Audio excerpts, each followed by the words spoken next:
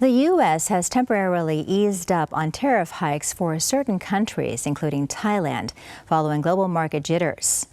While this 90-day suspension brings short-term relief, lingering tariffs and rising tensions between the U.S. and China keep uncertainty high. To discuss what this means for people living in Thailand, we are joined by Associate Professor Dr. Somjai Phagaphasvivat, an independent scholar in economics and politics. สวัสดีครับ Dr. Somjai. Now let us สวัสดีครับ Let us jump right in. Now that Thailand is temporarily spared from the full tariff hike, what kind of short-term relief can Thai households and businesses can realistically expect? It should not be complacent. It's just what we call tactical move rather than strategic move. Trump has already been facing mounting pressure both from abroad and also in America.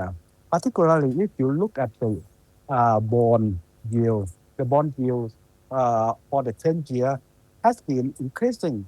That is a signal that the investor are not certain about what we call the prospect of the greenback.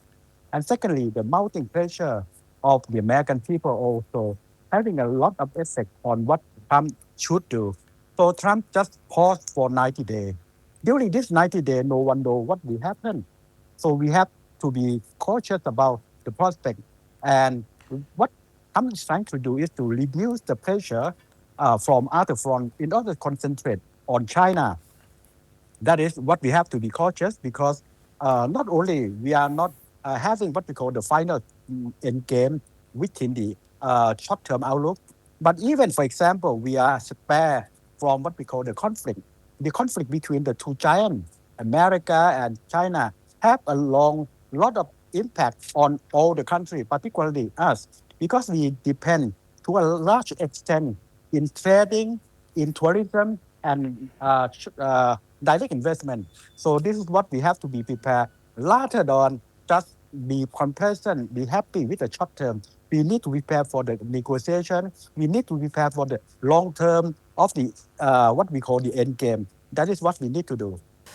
Moving on, with the U.S.-China trade war is intensifying, what direct or indirect effects, I should say, might still trickle down to people living in Thailand, especially people, foreigners, expatriates, retirees, as well as foreign-owned businesses? Not only the foreign-owned and all the other, we are all affected by the conflict. This is a very big conflict, That is what we call the 100-year conflict related to 1890. That is greater than what we call the 1930 tariff. So what we expect from this outcome, no matter what will the end game, what we have to face first, the economic of the world will be slowed down. The trade between, the world trade could be, for example, moving in the negative one rather than with a positive growth. We could have what we call the declining negative growth for the international trade. That would affect the GDP. If we of the world, for example, for some countries before the Trump effect, expect the world economy would be growing at about 3%. I expect that if we could grow at 1%, that should be happy. But the second scenario, it will be greater than the one that I mentioned.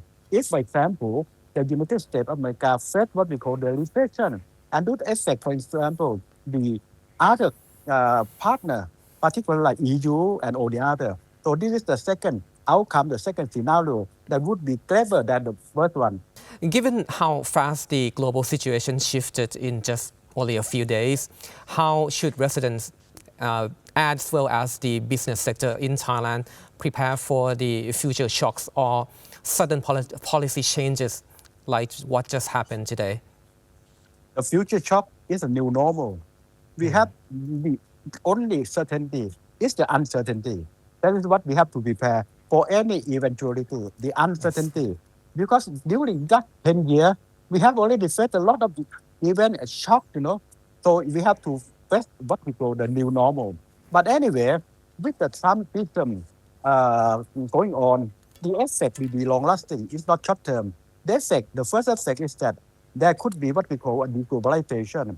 Mean globalization with America will be reducing, not to zero, of course. America is the largest economy, but engagement. Even for example, not only trade, economic, and also security engagement with America would be reducing. That is one thing. But America is responsible for 15% of the import. 85% will be, for example, outside America. So there would be, for example, less engagement with America, but there will be intensive globalization among, for example, the rest of the world. If you look at what happened to EU now is trying to negotiate the trade negotiation, the trade agreement with a lot of countries. It seems to me that we have nothing else but wait and see and prepare ourselves for the inevitable. Dr. Exactly. Somjai, thank you so much for your insight. Okay. Thank you.